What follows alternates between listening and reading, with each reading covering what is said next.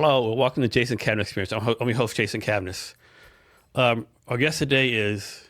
Hi, my name is Vaishnavi. I'm a student at Lake Washington High School, and I'm also the founder of the SWANN conference. Thanks for doing this today. Yeah, thank you. So I have to ask, how old are you? I am 16. That's crazy, right? You're doing a lot, right? Mm-hmm. So recently I had another young lady on the podcast, maybe a month ago. Her name is Eleanor Knight. Mm-hmm. And she came to the podcast. She finished third in the World Kayaking Championships last year. Mm-hmm. Graduated from University of Washington. Mm-hmm. Got accepted to law school. Wow. And she turned 19 the day after the podcast. Wow, that's crazy. And she thinks she's doing nothing, right? Mm-mm. So do you think you're behind your peers? Do you think you're ahead? Or how's that for you? I think part of it is just like growing up in this in a more a modern age. There's a lot more comparison that happens, especially with social media. So I suppose some days I do feel kind of inferior, but other days I feel like I really am just on the same level as my peers, sometimes better. So how do you and other young people deal with social media? I was growing up, there's no social media, thank God, right? Because I'd probably be in jail, the dumb stuff I did. But how do y'all even deal with it? It's constant pressure on y'all, right? I mean, honestly, we kind of grew up with it, so it's just kind of a part of our lives. For me, I'm not very active on social media, so it's not really as much of an issue for me, but I know a lot of people really care about their image, and so they use social media as a tool to kind of put themselves out there, and I think that's very helpful. So we're going to talk about your conference in a minute, but I'm going to go some other things first. Mm-hmm. So you're a team manager of the girls' badminton team? Mm-hmm. Yeah. So my school has a badminton team. It's fully girls, and last year we were around 60 people, and basically what I do is I'm like a liaison between the team captains that are elected every year, and then the coaches, and we have 3 amazing coaches. I love them all. And really what I do is I act as a liaison, and I really focus on operations. What I love to do is I like to keep the systems efficient, and so a lot of what I do is a lot of team networking and just making sure everybody knows what they're supposed to be doing. I like to keep things on track, especially during Let's go up just a little bit more. Huh? Let's go up just a little bit more like this. Yeah.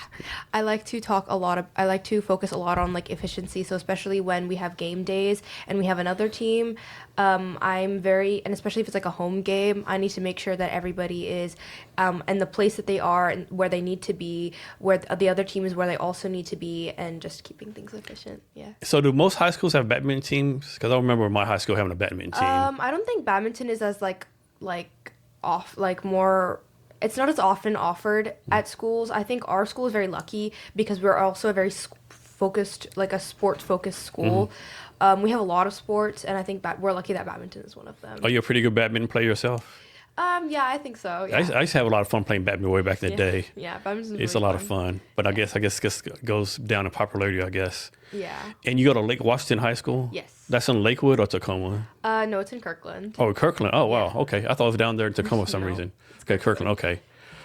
And then talk about this thing you do, something called a Boss Up Challenge. Yeah, okay, so I am the student leader of the Boss Up Challenge. It's basically, currently, I'm working with David Robichaux. He's an amazing guy, and we're working together to build this program. It's supposed to be a 10-week program, but we're still fleshing it out.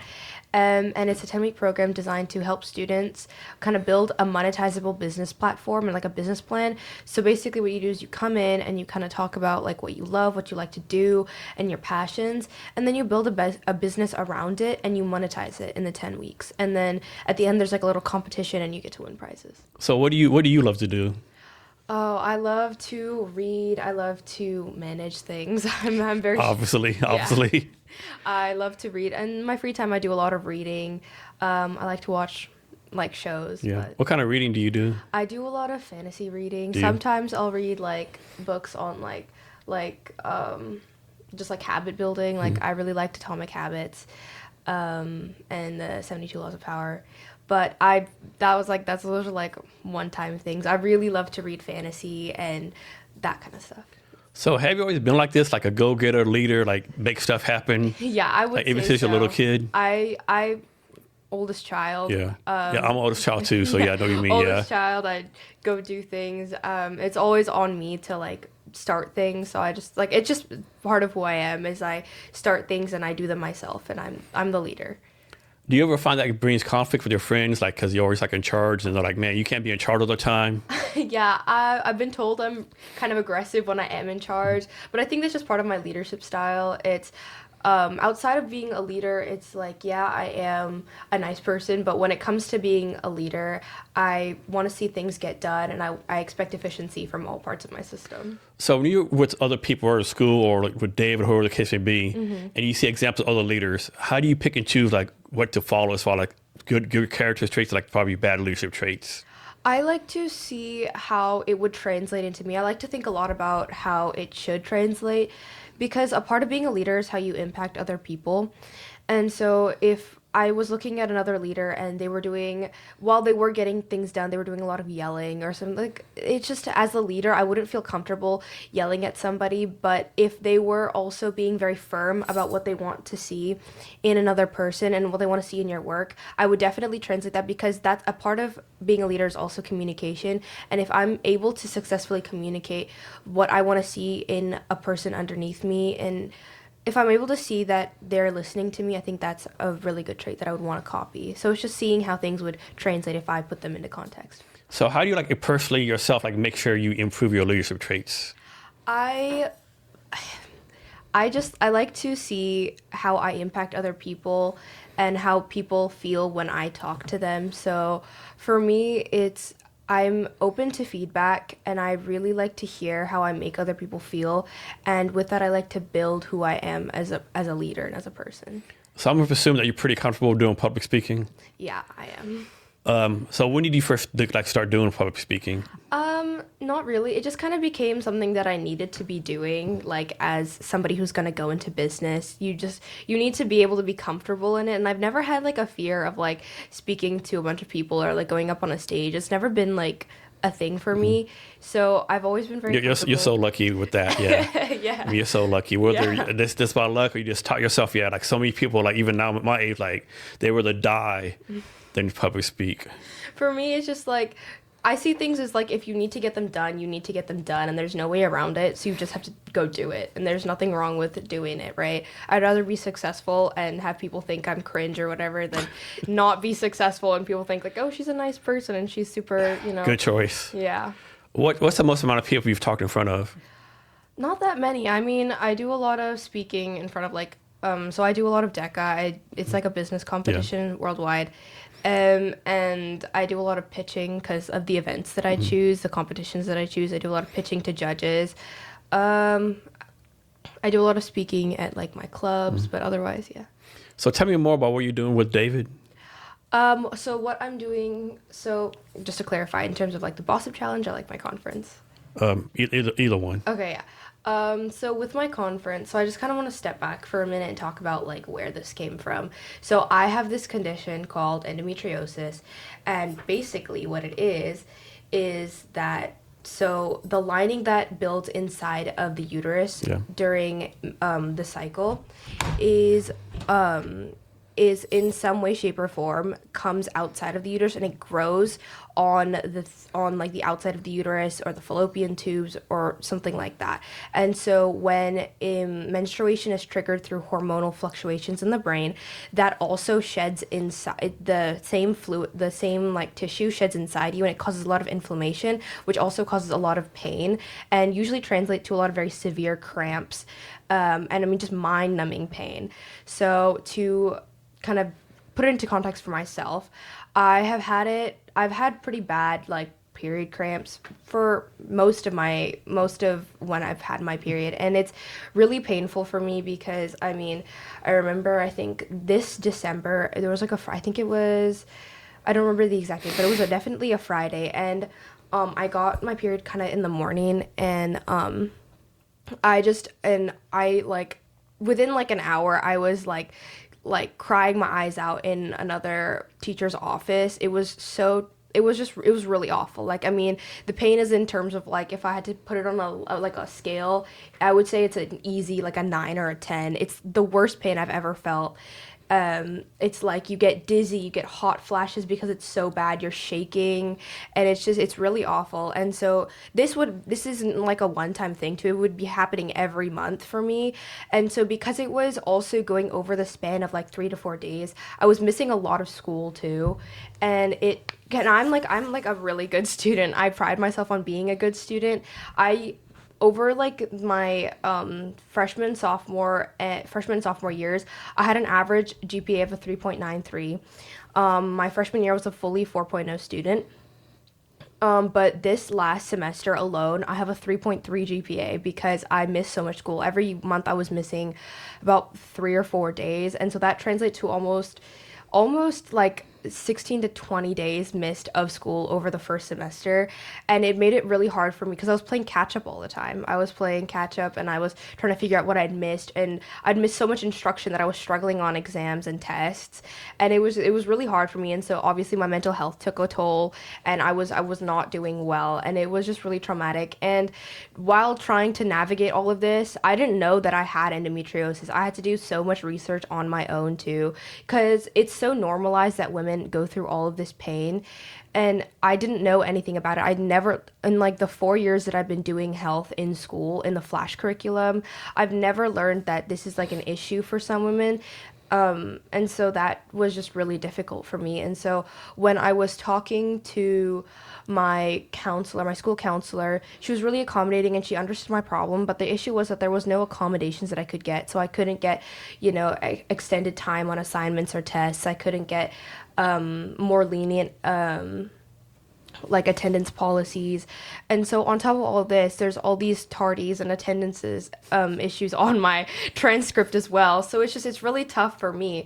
And so if you think about the amount of girls like me, so endometriosis affects about 10% of the female population.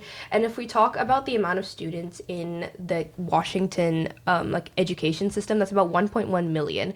And so if you do the math, you cut it in half and you add take the 10%, that's about 55,000 girls exactly like me that are going through the same thing every month.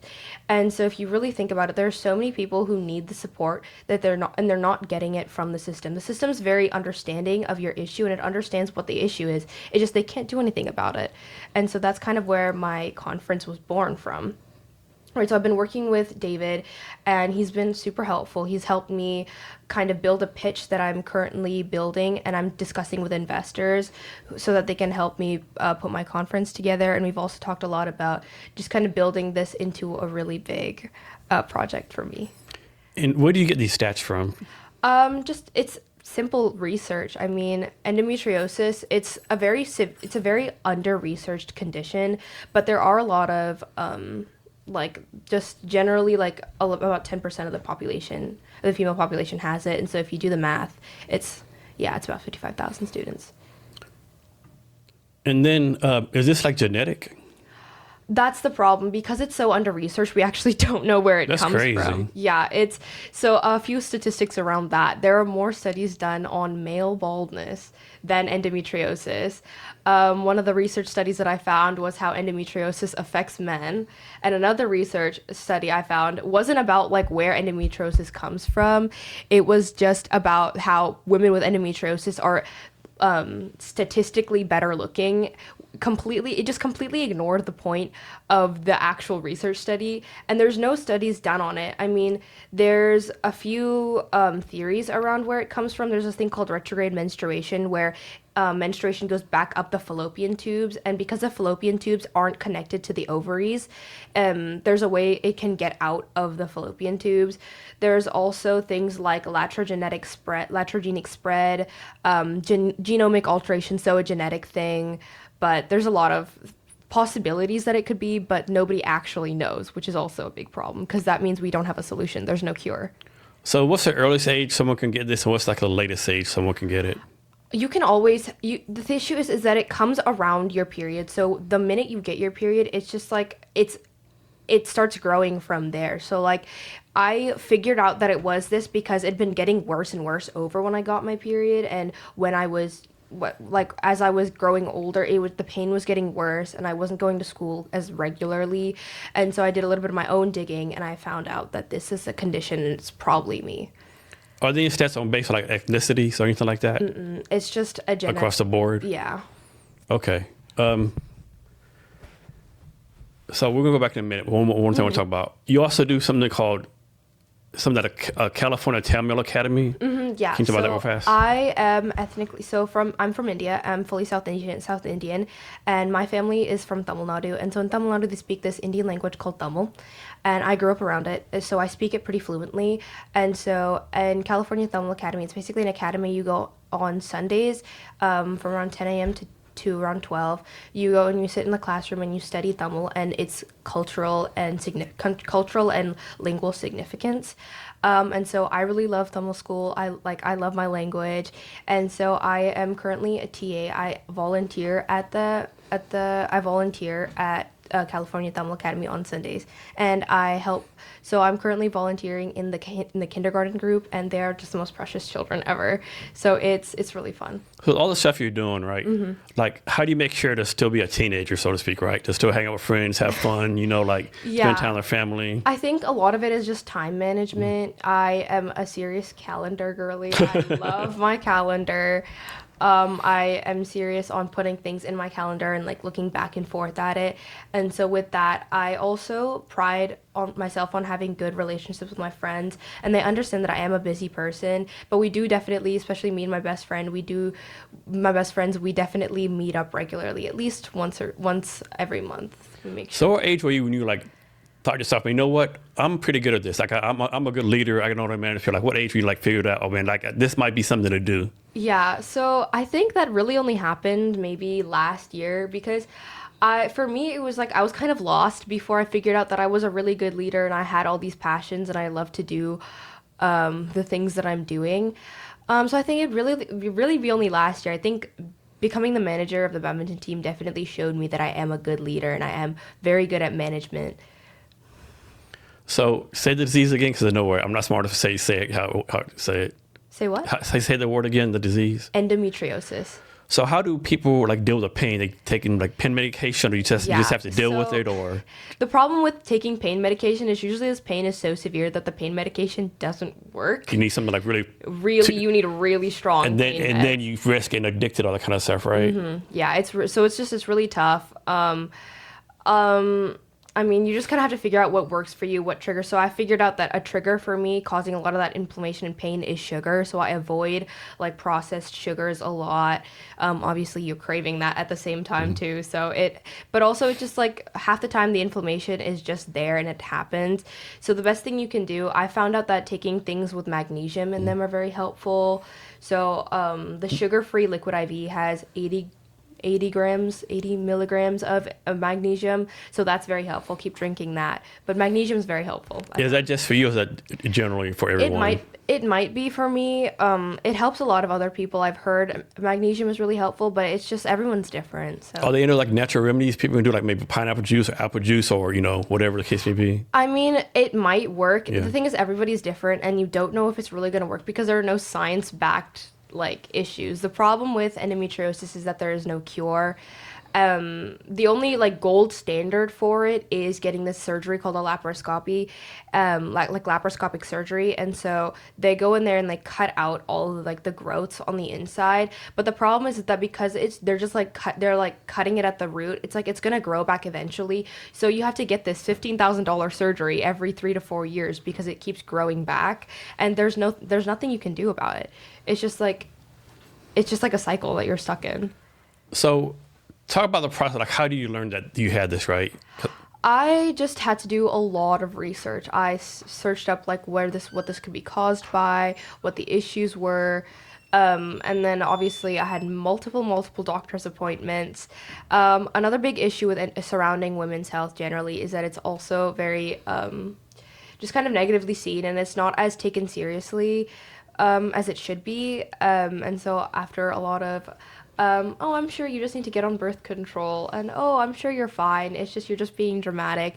A lot of my doctors told me I have endometriosis. You most likely have endometriosis because again, you can't be for sure, like 100% for sure, unless you get the laparoscopic surgery. Because, I mean, other ways they can kind of tell are through an MRI scan, which is also very expensive, especially with today's medical system, and a ultrasound, but usually the ultrasounds don't work and they don't pick up the tissue, so you're kind of stuck. I guess all this is like pretty intrusive too, right? It's very intrusive. The laparoscopic surgery is super, super intrusive. They cut a hole in you and they stick a camera up in there. It's awful. It's very intrusive. So what happened for you to like make this like kind of like a passion project? Like why you?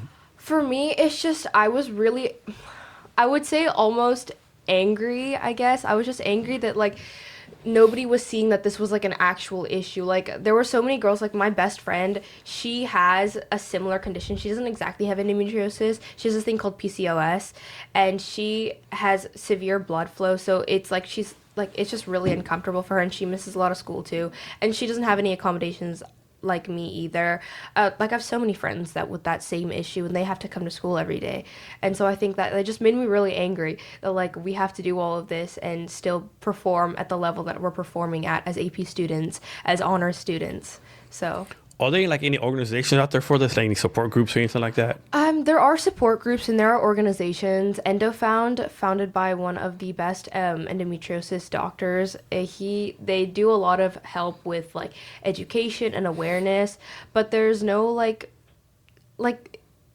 there's no local solution to like just for Washington or just for Kirkland. There's no local solution, and so that's what I thought to bring to the table. And so what someone has is they have it pretty much for life. Yeah. Man.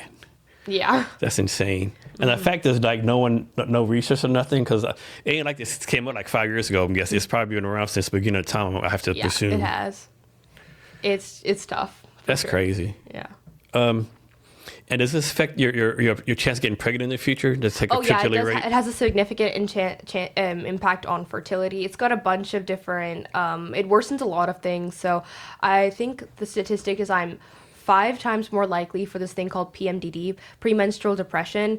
And so that also significantly impacts my mental health and my stability. And then also I'm twice more likely to get ovarian cancer.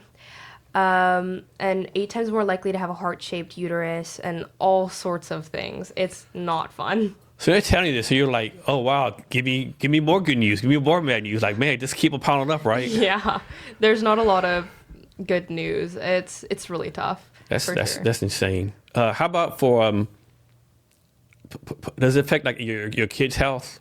Like, it might be genetic for sure. Is a kid more likely like be like kind of slow or like Down syndrome or anything like that? I don't think so. It's just if I had a daughter, she might be more genetically inclined to have it. But again, there's no for sure research. So that's unbelievable. Yeah.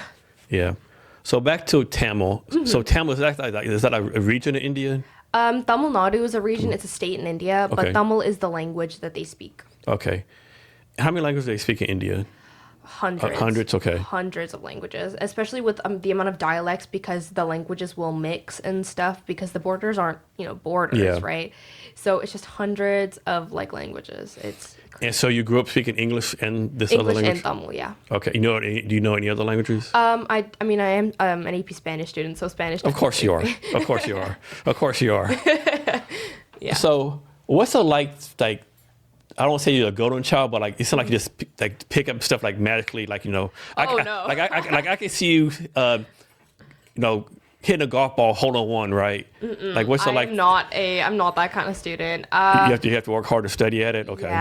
Yeah. I mean, I would say that like everything is part of hard work, but talent's also a part of it. It's just like, it's easy to say that you do all these things, but a lot of the times people don't see like the work that you've put in behind it. I mean, having a schedule that's fully AP classes, I get no sleep. It's a lot of work for sure. The exams are really difficult.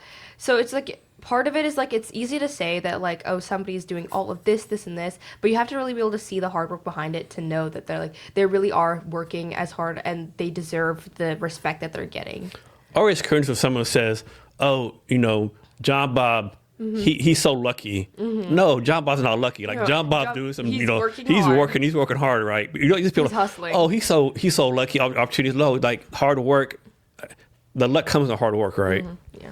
Yeah. So why punish yourself and take all these AP classes? I mean, I'm sure you're getting college anyway, right? What are you doing? I mean, it's just like a part of it is like you want to be the best that you can be, and I know I can handle it. It's gonna be hard to handle, but I know I can handle it, and so it's just pushing myself. And I mean, why not, right? You're only in high school once. Yeah. So back at leadership, right? So one challenge I had was the Army. Like, I would always like, I had high standards for myself, right? And for people around me. Yeah. And I always get frustrated when people below me like wouldn't meet my standards. Like, what are you doing, right? Yeah. Another challenge I had too, like I'm smart, but I don't think I'm the smartest person in the world. So I'm like, if I figure this out, well, how come you can't, right? Like, are you that dumb? I won't say this out loud because like, are you this slow? Like, I figured out how come you can't write. Do you do the same thing or? For me, it's hard because everyone's human, and at some point you are gonna feel frustration that like it doesn't translate, obviously. And I feel like that's one of my own toxic traits is that I want everybody to be like I want everybody to know what's happening and just like kind of know and like know what to do. And and it's hard for me to like understand that, sometimes people need a little bit of extra help, and I'm working on that for sure. That's one that I had to learn too while in the Army. Like, you heard the phrase iron sharpens iron? Yes, I have. Well, that works if both of you are made of iron. For sure. But the other person made of like aluminum foil, you destroy that person. I heard this one quote, like for sure, like I think it was like pressure does make diamonds, but the same pressure, you can't put the same pressure on bread and expect it to rise. Yeah, that's a good one. Yeah. How often do y'all go back to India to visit? About every other year. Every We go year? in the summer, yeah. Yeah, go for like a couple weeks or something. About 2 months. We just go for the entire summer because we have so many people to see. Yeah. And so you've gone back every year since you were a little kid, Yeah, every other year. but you were born here, right? I was born here, yeah. So let me ask you this, right? What's something about the United States you wish more people in India knew about? I wish that part of the United States is that it's a big melting pot and everyone is different, and I think that a part of the experience of being in the United States is that you can connect with other people that are like also Indian, but you can also meet so many new people and so many new cultures, and I think that's definitely important to know. And then the vice versa. What is something about India you would wish we knew more about here in America? I think that it's not always that we kind of we're like very family oriented. We're also very community oriented. Like it's not just our family that we care about. We care about our whole community. Like here, if you make cookies, you'll share it with your cousins, with your friends. But if you go to India and you make like a sweet, you're gonna give it to everyone around you. You're gonna give it to your neighbors. You're gonna give it to the maid. You're gonna give it to everybody. And I think that's a very important part of Indian culture. So from your work doing this so far, why do you think there's such an education gap? I think part of it is just obviously there's a lot of stigma around menstrual health and women's health, and it's just that it's not as much of a discussed issue as it should be, and I think that's another issue, but it's really just that like the stigma for sure. Do you think that part of it is like in America, like, oh, that's, you don't talk about this in polite society, that's like, that's for like home, it's not for public, For sure. Like a guy, should we talk about that? For sure. I think that's definitely a part of it. And I think another part of it is that like we feel like we're being transparent when it's like, I feel like menstrual health is honestly oversimplified. Like who knew that there were cycles to your like I thought, for me, before I found out more information, I thought it was just your period and then you're fine, right? There's cycles, so there's your luteal phase, there's so many different phases around, and there's so many different things that you should know to optimize it, that it's like if I'd learned this in school, like imagine where I would be like managing my symptoms and managing my emotional like life, right? It's like I think it's just a part of like not knowing, and the teachers not knowing, and it's just like a general like I think it's just like a systemic like issue. And so what's the like consequences that like girls like quote unquote suffering in silence with this? I think the big consequence is that so many people like they suffer, and it's like nobody understands why. I mean, there's a statistic about it. About 1 in 6 women with endometriosis have like lost their job or left because of their condition. And so that's so many people. I mean, if you're just taking like the 55,000 girls that have endometriosis, 1 in 6 of them are going to quit their job or lose it. And I think that the really big consequences that you're like, when we want a system that supports everyone, it doesn't support these girls. And I think that's definitely a big issue, because this issue doesn't just stop in high school. It carries into college, it carries into your career, it carries into your family life. And I think that's definitely an issue that needs to be addressed. What's a myth about this disease? I don't know any like myths.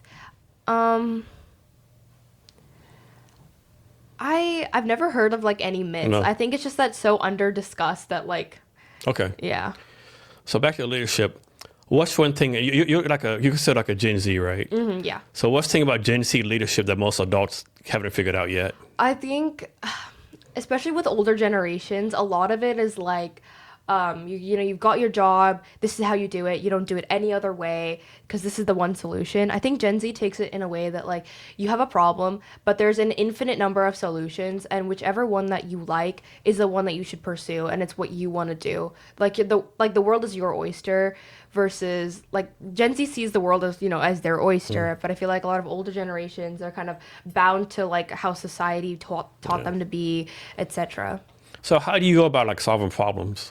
As I forget his name all the time, but as he said, if you writing down your problem is half the solution. And so I always try to identify what the problem is before I build a solution. And I love building solutions for sure, but I can't build a solution if I don't know what the problem is. And so I definitely focus a lot on like the actual problem, and then I focus on the solution. And that's usually the harder part, right? Figuring out the problem is usually harder than finding a solution. Yeah, for sure. And honestly, I'm not somebody to like, something goes wrong and then I wallow for like the rest of my life. I'm gonna take it, and I'm gonna take like an hour. I'm just gonna be really sad about it. But then I bounce back, and my next thing is like, okay, what's the solution? What's the solution? And then that's how I am as a person. And then what's like a surprising leadership lesson you've learned so far?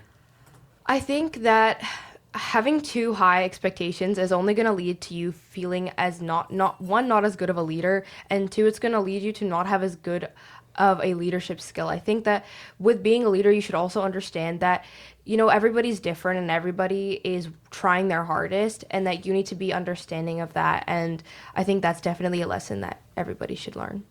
So why make this a black tie gala? Why not just make it a regular event everyone goes to? Why like going so out? Why being so extra? Because the problem with endometriosis is that it's not taken seriously. I mean, I was told so many times, "Oh, you'll just grow out of it. You'll be fine." It's just a one-time thing. Like, "Oh, you're gonna be fine." I think one-time thing every month for the rest of your life. Yeah, right. And I think that making it so serious and making it so professional is gonna give it that air that it's an important event. This is an important thing that we need to discuss. It's not just like a brunch that you go to and then you drive home and you forget about it, right? Like it's an important event that you're committing your time to, and it's an important issue that needs to be discussed. And I think making it a black tie event is going to give it that air that it needs. And like, are you doing this all by yourself? You have people helping you? It's mostly me, but I do definitely have people helping me. I gotta say thanks to Mr. Robichaud. He's amazing. He's definitely going to help me so much. My principal, Dr. Bell, she is awesome. She's been so helpful. And just everybody who's been supportive of my idea, my parents, everybody, like they've all been amazing. So I'm sure someone's told you this, like, hey, this is too much for you. You better not have too much to chew. Like, I've told myself that. Yeah. But it's like a part of it is just like I'm serious about commitment, and I've committed to this, and I really do want this. I mean, I think the thing that separates a lot of successful people is that they're very hungry. I'm hungry for this to work. I need this to work. I don't want it to work. I need it to work. So I think that's part of it. So I saw your business plan, or what you want to call it. Mm-hmm. Talk through how you figured out the pricing. Like, you have prices for the AV stuff, the tables, the flowers. How do you figure that out? I just kind of like did a little bit of basic research, and I searched up like, oh, how much does this cost for this much? Google's amazing. Google's a free resource. Just, harness it. Did a lot of that to kind of figure out the pricing. So talk about your logo real fast. Mm-hmm. How do you come up with that? Okay, so I came up with it because I felt like because I wanted to continue with like the air of like importance. I thought like but also elegance. I think a swan was very helpful, and so I built my kind of my whole like concept kind of around it. And so with it, I built the student-led Women's Adolescent Needs Navigation Conference, which stands for SWANN. Just came together like that. Yeah, it came together perfectly. I think it was. And you design the logo yourself? Yeah, I mean, Canva's great. I mean, yeah, there's so many tools. Like, Yeah. yeah. So for your plan, are you like, so the event's on July 24th, right? Around July 24th, the date is still in conversation because I'm still obviously planning it. Yeah. But July 24th, August-ish, we're looking at it. So how are you like doing backwards planning? Like July 24th is the event and you backwards planning for there? Like how are you doing the detail planning? I would say I built the basic structure on backwards planning, but then I'm going forward in this is what I need to do, then this, then this, then this, and this. Right now, I mean, obviously everything hinges on me having investment and like getting an investor and getting a sponsor. But after that, I mean, it's smooth sailing. You just got to put it together. So how are you going about trying to find people to sponsor this, a partner? I am definitely focusing on, because this is a community service sort of thing, I'm really focusing on like companies and investors that have a stance in like this kind of, this area. I think that the way I'm really focusing on it, so like for example, I'm really focusing on KeyBank. I really want to get them as a sponsor because so they released a 2024 paper on their CSR like guidelines, not really guidelines, but their kind of goals. And so their three were community, education, and career. And so if you think about all three of those, endometriosis impacts your community, impacted my family for sure. I think we had a very strained relationship when I was struggling with this, and I still am struggling with it. Education for sure. My education has suffered, and my career will suffer, at least in a certain part, because of my condition. And so I think that I'm really focusing on their guidelines and why they should sponsor me, because I align with their goals. So for those who don't know what's a CSR, to me, it's amazing that you know that it is. Community service. And most large corporations have this somewhere. Yeah, they do. They do a lot of, so community service is a big thing. CSR, that's just kind of like a big focus. Some companies, and I've definitely focused on the ones that do, because again, community service is great. So yeah. Are you going to reach out, I guess, like any health companies like that? Or? Yeah, I also have Kaiser Permanente on my list, but I really want KeyBank. KeyBank, okay. Yeah. And so how are you going to reach out to people? You're going to say, like, call them on the phone? Like, you're going to have someone do an introduction? David gave me the contact for the region head for KeyBank. So I'm going to be contacting him. I think most people would say, man, you're the disadvantage, like you're a young female, 16. But I'll say the advantage. Like, if you just have someone on LinkedIn say, hey, I'm blah, blah, blah, student, everyone's going to answer you, right? Yeah. I'm definitely one. Sure. I think students are definitely an advantage in that they are a student. Yeah. So everyone's going to want to help you. They're at least going to take your call and talk to you, right? For sure. Now, you're going to have one jackass and, be a jackass, right? Yeah, for sure. Can't that affect you, right? So have you ever done an event before? No. Yeah, it's a lot of work in it, yeah. I've never planned an event, but I mean... This is definitely a good resume builder for you. It's something that I really want to do. And I think that, I mean, again, it's a skill that I'm also viewing it as like event planning is a big skill that I can put on my resume, obviously. And it's a nice skill to have. But I mean, you know what? Everybody started somewhere. Yeah. Let me ask you this. Of course, your event's going to be a success, right? But what's your real line where you say, okay, maybe it's like, I don't know, June 30th, you have no money, that's going to get like, what's the date where you say, okay, I was able to pull this off and stop? Are you gonna put it on regardless? I'm gonna put it on. I'm gonna figure it out. Like I said, I'm hungry. I need this to work. I am not willing to accept that I'm gonna give up. Like giving up is not a reality that I'm considering at all. It's not gonna happen. It's going to happen. I'm going to hold this conference. I need it to happen. I like that. Yeah, I'm not willing to accept anything else. So where do you get this? I don't want to say attitude, but this I guess attitude, right? Is you get it from your parents, or like you just got it from? I think it just came out of nowhere. I think part of it is my parents, obviously. I think it's part of it just like who I am. It's like if I really want something, I'm gonna chase it. I'm gonna hunt it down, and I'm gonna get it myself. So it's the night of the event, right? What's a perfect night for you? Like what happens on that day? I think that the perfect night would just be like everybody shows up and everybody's like understand the issue and everybody's listening and everybody's like, oh my God, this is a really important issue. And then everybody's because again, like part of the conference is, so the problem with this problem is that you can't just solve it in one night, right? You can't just like say like, oh, okay, we're going to do this and then be done in the night.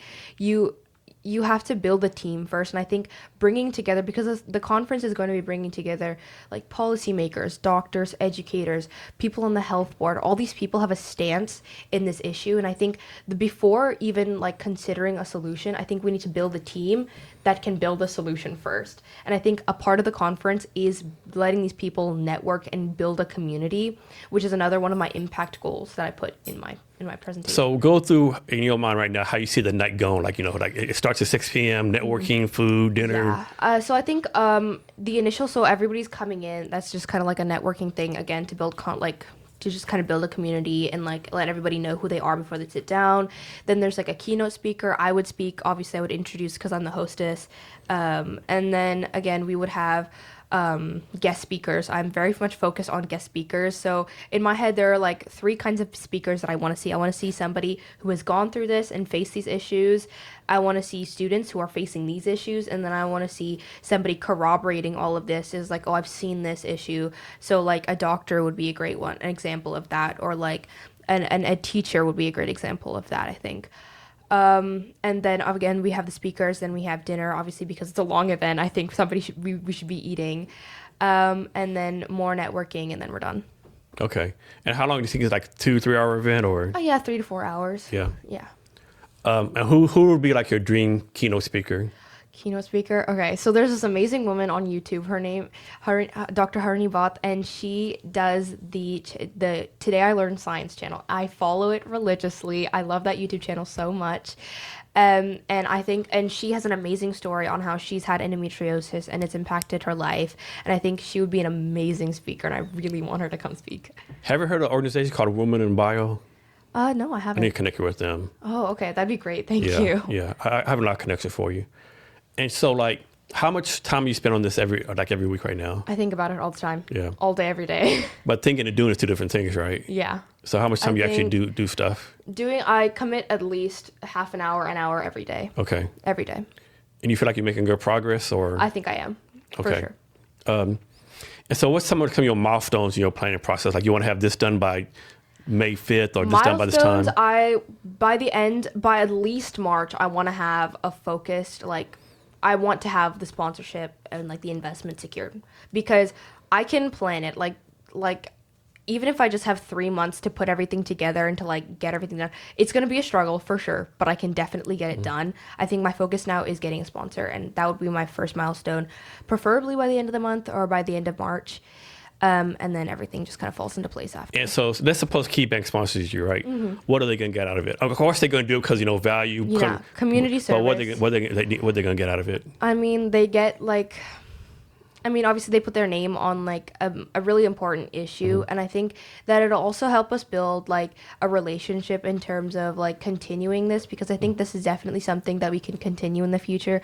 I think it helps them build that relationship in that they sponsor this event, and this is just kind of part of who they are, and that gives them another just another view, a view in the public eye, like, oh, they sponsor this amazing event that that empowers women and like girls struggling with these conditions. And you plan like a recording the event? Oh yeah, for sure. Okay. Yeah. That's a big challenge itself, right? Yeah. Yeah. Any ideas where you want to do it at? I was talking to a few venues, and I really want to do it at the Fairmont Olympic Hotel in Seattle. That's a nice place. Yeah, they've got this beautiful Spanish ballroom. Yeah, I think it'd be absolutely nice. stunning for the event. And plus, there's like parking garages right close by to you. Yeah, for sure. Especially if I'm having speakers that might have to fly in. I think Dr. Bott is in California.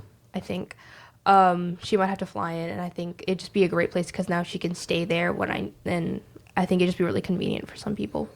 So what happens, like, you have a lot of goals, right? Mm-hmm. What happens if you can't get these, like, dream candidates? You have to, like, kind of, like, go, like, I won't say average people, but average people, right?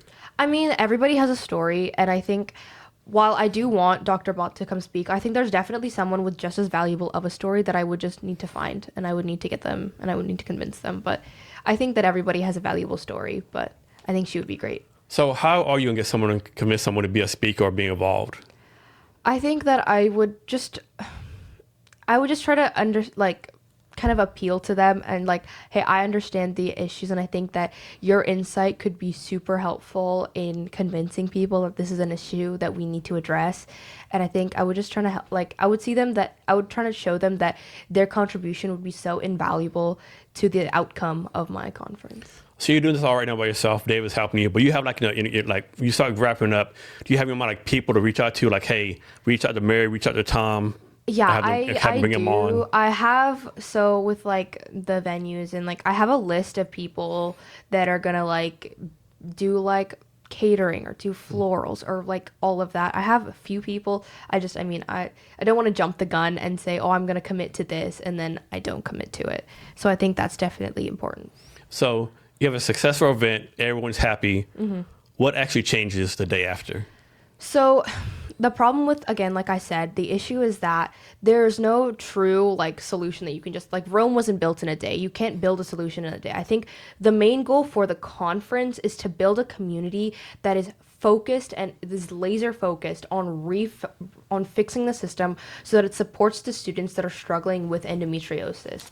I think that's definitely one of the main goals that we want to see. I think we want to see that people are considering this as like an actual issue, and we need to support these students, because then we can continue outside of the conference, especially after, to focus on what we can change as a team, because now this team knows each other. We know what you can contribute, what she can contribute, what everybody can contribute. Because I mean, think about doctors, they can contribute the medical perspective. They can say, with this, I mean, this amount of students feel this, and this is another symptom, etc., etc. Policymakers, they actually have that impact. They had the law. Like, I think I'm going to be taking AP Gov next year, and my school, they pitch bills to and so I think one of them this year is something on e-bikes, but I think if I worked hard enough, I could definitely get a bill on stage, and I think that would definitely link back to this. But I think if you think about policymakers, they have the law, they can really bring this to light in terms of a political sense. And then there's also like the health board, because the health board is actually what controls what students learn in terms of health in the classroom. I think they can definitely work on learning and like fixing and altering the curriculum so that it more benefits students. So I think that really a main focus we would want to see first is community and like a team, because we need a team before we can attack a solution. And so I think seeing the team first would be amazing, and then we can all work on a solution, which would be eventually just kind of we would want to see that women or like girls with endometriosis are more supported in schools through like attendance. I mean, just a more lenient attendance policy, like lenience on like a mental health support, definitely like having like some sort of mental health guidance counselor or somebody like that, seeing like attendance policies are more lenient, and seeing academics are more lenient in terms of like when assignments are due, or when like you have an extension up to when. And I think that would just definitely make academics a lot less stressful on students who are already going through so much stress. So have you thought about this? Like, most people say, I'm just doing an event, right? But no, you're not really just doing an event. You're like, you're doing an operation, right? Mm-hmm. Like you could, you're doing an operation, right? Yeah. You're an operator, and most people don't, I'm just doing an event. No, most people, it's flowers and vases. No, it's an operation. An actual event, yeah. It's an operation with a lot of moving pieces to it. So you're going to be managing your sponsors, venues, budget, speakers, on and on and on, right? Mm-hmm. What do you think would be the hardest part for you to pull off? I think the hardest part to pull off is just kind of getting all the pieces to work at the exact same time, just kind of get everything to fall into place. I think once everything falls into place, it's going to get a lot easier. But because I'm kind of also in like a catch-22 situation, because like with my website, it's in TBD, it's we're working on it, but a lot of the information that I need to be sure of to put on it, I need a sponsor. But a lot of these people need to see a sponsor before they'll say, like, so I'm in a bit of a catch-22. Yeah. So I think getting out of this catch-22 situation is going to be the hardest part for sure. And then once everything is in line, just kind of knocking that first domino over would make things a lot easier. And how are you tracking everything on spreadsheet, ChatGPT, like Excel. How you Excel, Word, Canva, it's just kind of all like a thing. And so like, obviously you look at it and you can figure out what, like, you showed it to me, could I know what's going on? Yeah, I think so. Okay. Like a 20-minute conversation. Okay. It's like, this is this, this is this. Back to your budget, right? Mm-hmm. So I saw your spreadsheet, right? Mm-hmm. And the research you did. How put this question? What if you only make half of that, right? you'll still pull it off some kind of way. I'll pull it off. I mean, a budget is a budget, right? You gotta follow around it. I mean, you have what you have. You gotta figure it out. Yeah. I would figure it out. And obviously, like, talk to a lot of people, you're gonna hear a lot of no's, right? How are you gonna do it here? No, a lot. I mean, you're only so many no's away from a yes. So. Man, you sure you're only 16? Here's a good one for you. So how are you going to balance like being respectful of all these institutions at the same time, hey, like kind of like, hey, you need to disrupt this and tear this down because this ain't working? I think that, so in English, we're learning about ethos, pathos, and logos. I think using, emotions, but also facts and also credibility would be would help me build an argument that's not like disrespectful and like, hey, you suck and your system sucks and you need to fix it, but also, hey, this is a problem, this is why it needs to change, this proves that we need to change it, and I think you guys and me would be a great team in fixing it. And so we talked about this some earlier, but what advantages do you actually have being a student doing this? I mean, I've never like hosted an event like this. I've never actually managed anything of this scope, but I mean, everyone starts somewhere and everybody's done something once and then they did it again and they did it again, and that's how they're an expert. I mean, I think Tolkien said this. Everyone who's an expert was once a beginner. So. Yeah. I mean, most changes are made from people who have no idea what they're doing. Exactly.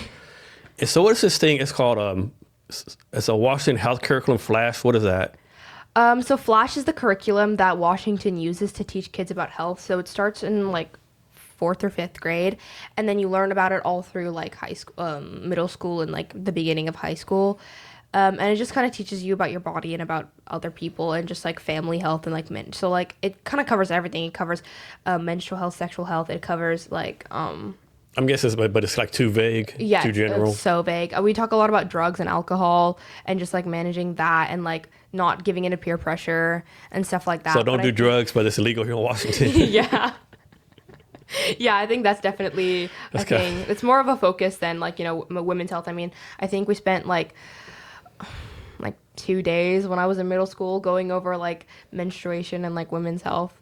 And here's a question for you. Like, I think some people would say it's not the place of school to teach. That should be the place of the parents. What's your take on that? Like, it should be the home instead of the school teaching all this stuff. I think my take is that it's something everybody should know. I mean, everybody knows a woman. Everybody came from a woman. I mean, you have to know, and you're going to need to know that information at some point.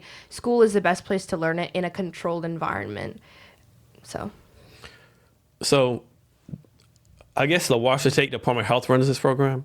Yeah, they kind of tell what they tell the districts to like, this is the curriculum we're gonna follow. So today they make you the director of the health system. What are you doing? I would, if they did, I would first give so much more attention to menstruation and like women's health and like tell them like these are the issues that you need to look out for. I mean, if you're going through all of this pain, like somebody needed to tell me that my pain wasn't normal before I was like, oh, maybe this is an issue. I mean, I'd been going through like pain and like I was fainting pretty much every single time, and like I've thrown up a bunch of times because of the pain, but it was just normal for me. Somebody had to come and tell me that it's like so you have pretty high pain tolerance? Yeah. Yeah, I do too, yeah. Yeah. But I think that I definitely would change like students like learning about it for sure. I think I would have everybody know about it, not just girls. Like men should also know about it, because I mean, they're going to get married at some point. They're going to know a woman at some point. And I think it's definitely important for them to understand that this is an issue that's just biological, and it's like they should know about it. So you already talk about some, but go more detail. Like we talk about how like you bring an awareness, but how does this awareness translate to policy change? I think this awareness translates to policy change in that because again, like I said, half the solution is knowing the problem. I think that awareness is going to let people see the actual problem, is that we don't give enough focus to girls that are struggling with endometriosis and with PCOS, or pretty much any condition that affects that and causes a lot of pain or causes just a lot of mental stress. I think that with awareness, we're going to see a lot of understanding around it, and that is going to lead to all these people working together. I mean, like in my conference, building a community, this awareness is going to help us build a community that's going to lead to systemic change. So what's your dream college? I mean, dream is different from like logic. I mean, I would really like to go to NYU, Stern, or like UPenn, Wharton, but That's big money. I mean, Yeah, I think the money's more of a challenge than you get in there. Yeah, but also it's just like the acceptance rates are so low. It's not like it's more of a dream than like an actual goal for sure. So I mean, somewhere like UMass would be great. Okay. I think that would be fun. So you're trying to get away from the parents? No, I just really want to be on the East Coast. I think That's far away from the parents. Yeah, I mean, I'm also gonna apply to Foster. Okay. So Foster is like that's your safe school. I guess, but I mean, yeah. And so you want to study what in college? Investment banking. I want to study finance. Finance would be the ideal major, but I mean, if it's not there, I mean, there's also administration or like economics. You're gonna probably change like 20,000 times. If in my head, if I'm going to a college, it's because they have a finance degree. Okay. And in finance, it's like a bunch of different things, obviously. But once I get out of like school, it's like straight to investment banking. So how's this SWANN conference you're doing linking to your future plans to be a finance person? I think it's more of just like the management. Again, this is like a passion project. This is something I'm passionate about. It's not like connecting to like, school or college or anyway. It's just like a passion project that I really care about. But I mean, obviously the management skills are going to translate over, the time management, the commitment skills. I think a lot of that is like building it versus execution is definitely going to translate over. So you're kind of out there. I mean, you're not a public person per se, but you're doing stuff in public or whatever. So what's something you're proud of that like only people close to you, right? Like maybe your teachers don't know, David doesn't know, but something you're very proud of that maybe only you, your parents, and your friends know about? I think I am very proud of the fact that I get up every day and I am focused. Because, I mean, everybody around me knows I struggle with, like, kind of staying motivated. And I think I'm really proud of myself that because, I mean, again, with, like, the mental struggles and the mental health issues, I think I'm really proud of myself for, committing to this and saying that I have this goal and this is why I need to do it. I need this. And I think that I'm really proud of myself for being so. What's a skill you don't have that you want to learn? That's a good question.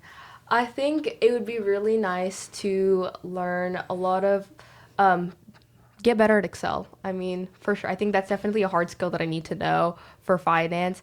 But also, I mean, I just really need to know Excel. And I mean, I'm very like clicky, and then, you put in something here and that's it. Like, I don't know how to use Excel in the way that I should. I mean, most people have no idea how advanced Excel can be, right? It's crazy the things you can do. Like, the things you can do on Excel is insane. And I think I'd definitely like to be one of those people who knows everything about Excel. So how you handle self-doubt? I mean, everybody's going to have it at some point, and I kind of just, I handle it. It's really hard for me to explain, but I would say that I kind of process it. I'm very aware of my own emotions, and I know that, okay, I'm experiencing self-doubt, and I'm going to feel it, and I know that, but it's going to go away at some point, and in the end, the self-doubt is you're your own enemy, right? Like you're your own ally and your own enemy. And again, the self-doubt it's going to be there. And I think you just have to kind of, it's going to be there. You have to accept it and you have to move on. So let's fast forward 5 years. Mm-hmm. Do you see this event happening every year, one-time thing? You see someone take it over after you go to NYU? I mean, that'd be fun. But I would like to see it happen every year. But I mean, even if it doesn't, the impacts it's going to have are definitely going to roll over into the coming years. So what do you think is going to be harder for you? Doing the fundraising or actually changing the policy around all this? I think that right now, again, the fundraising would be the hardest part. But in the end, the policy change is going to be the hardest part. For sure. I'm guessing each state has their own policy on this, I'm guessing, or are you just focused on Washington right now? I'm really focused on Washington right now, but I'm sure there's definitely differences in policies and like what you learn in school per state. But I'm really just focusing on Washington for now. And you probably haven't thought about this, but it's the night event. What do you plan on talking about? What's your little speech going to be about? I think my speech is just going to be about my own struggles and where the conference came from, because I mean, I want to talk about a lot of where it came from and what it was born from. before we go into any of the issue, I want to talk about myself and like how this is, come to be, and like the reason they're sitting where they are today is because of my story. And so how many people do you think know that you're doing this? I think like basically most of my circle does Okay. know about it for sure. Okay. And who's been, not counting your parents, but who's been the biggest help to you so far? Mr. Robichaux, so David, Okay. and definitely Dr. Bell. They have been the best allies I could Okay. ever ask for. So who's someone that's not helping you right now that you'd love for them to like be on your team? I think that it would be great if I could get Dr. Bott online, and I think she would be an amazing ally. I think she'd be an amazing speaker. I think she'd bring so much to the conference that it would make it so much better than it already is. And so back to the thing itself, right? Is there like a shot people can take or like anything like that? Any kind of medicine besides pain medication? I mean, you can get on birth control, Yeah. but it has its own side effects. I mean, the side effect sheet is large enough to be a blanket. Okay. Right? So it's just like really the only solution that most people can get is on birth control. But again, the problem with birth control, like I faced a lot of issues with my birth control. I have some serious, like I've had some really bad mood swings. I mean, my mental health has been pretty bad with it. It's not great, but again, it's controlling my pain. So I mean, what more could I ask for, right? So like when you have it, like suppose you had it right now, could I tell any kind of where you have it? Yeah, I would look exhausted. Okay. Yeah, I think you can definitely tell, especially like in pain for sure. I think I look exhausted all the time, especially it's not fun. All right. And so you're a sophomore or junior? I'm a junior. Junior, okay. Take all AP classes, doing the badminton thing, Yeah. the academy thing. You said you do some clubs too? I do DECA. Okay. So DECA is really my main focus. I did speech and debate last year and the year before. What kind of business have you pitched with DECA so far? Right now, so last year I did this thing called business operations research. So really the focus of the paper that I wrote, because the kind of event that I'm doing requires you to write a 20-page paper detailing your like the operations of a business that you chose and then like a solution that you're presenting. So last year I did Overlake Medical Center, and I did like an AI system for triage, like patient triage, because I remember that I went to I had some like heart palpitations, not really heart palpitations, but I had like chest pain. And so we went to it was late at night. It was like 12 o'clock, 1 a.m. And there were still so many people in there that like I was waiting up until like 3 or 4 a.m. to get checked out by like a doctor. And and I didn't have any heart issues or anything. It was just like a musculoskeletal, something like that. That's what they said. But imagine if I did have like a heart issue and I just didn't know what it was, because nobody in my family has heart problems, so I've never like had to worry about it. But imagine if I did and it was like a light heart attack and I didn't call 911, because I don't ever call 911 because yeah. Do you see any way maybe AI can be a solution to this? I think AI would be great for talking about like information retrieval, but again, it's questionable in its information. But I think a lot of this requires a human perspective, a human touch. So what do you think most females are like, how I put this question, like for the females who have this, do you think they're more like keep to themselves, not really tell people about it because of all the stigma and stuff? I think that's one of the issues surrounding endometriosis, is that like it's so hard to explain and it's so hard to get people to understand the severity of the issue. It's that like a lot of people, they don't discuss it, and I think that it comes up around like other women, but like they don't tell everybody in their circle about it. So how do you think we change that?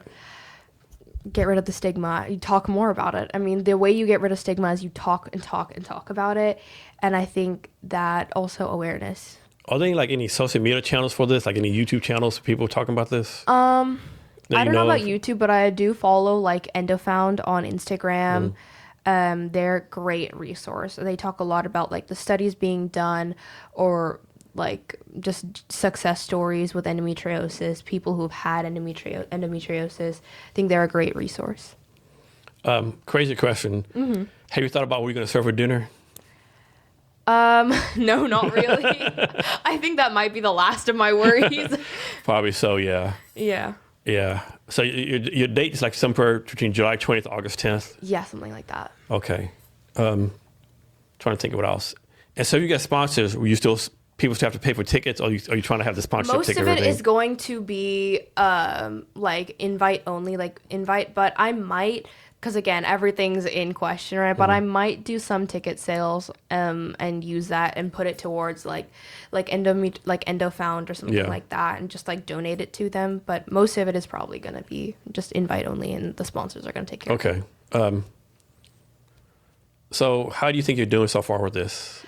I think I'm doing good. I think that I'm on track and I'm getting there. Yeah. One step at a time. Yeah, and you have a pretty good support system too, right? Yeah, for sure. Yeah. Is there anything I should ask you? Haven't asked you yet. Anything else you want to talk about? Trying to think, what else do I like to talk about? I think that if anybody has any contacts that they would love to talk to me. Cool. Yeah. And how can people reach out to you? You can definitely reach out to my LinkedIn. You can also just email me. My email is Vaishnavi Balakrishnan at outlook.com. VAISHNAVIBALAKS@outlook.com. Email me. Please email me. So if we get out of here, can you give us any advice, anything you want to talk about? Any advice? Okay. My dad actually told me this. He said, so I get discouraged pretty easily. But again, I don't stay discouraged, but it's hard for me, right? He told me, just because you lost the battle doesn't mean you've lost the war. And I think that's really important to remember, that just because you've lost one thing, or like one battle or one thing, like I've had so many opportunities that I fumbled. Like I remember it was in T-Mobile, and I've been looking for internships, and there was this amazing lady. I asked her, like, because she was holding a very expensive Louis Vuitton purse, and I asked her, I was like, oh, what do you do to afford such a nice purse? And I was talking to her the whole time, and it didn't hit me that like that I could have asked her like to come intern at her small business, because she was like the manager of a small business. And I was sad the whole evening. I was so mad at myself. I was like, how could I forget? How could I do that? And like all these things. So I think that one of the really important things that he's told me is, just because you've lost the battle doesn't mean you've lost the war. Like, because nobody who's won a war has won all the battles in the war. So That's good advice. Yeah. Thanks for your time today. Really appreciate it. Thank you. And to our listeners, thank you for your time as well. And remember to be great every day.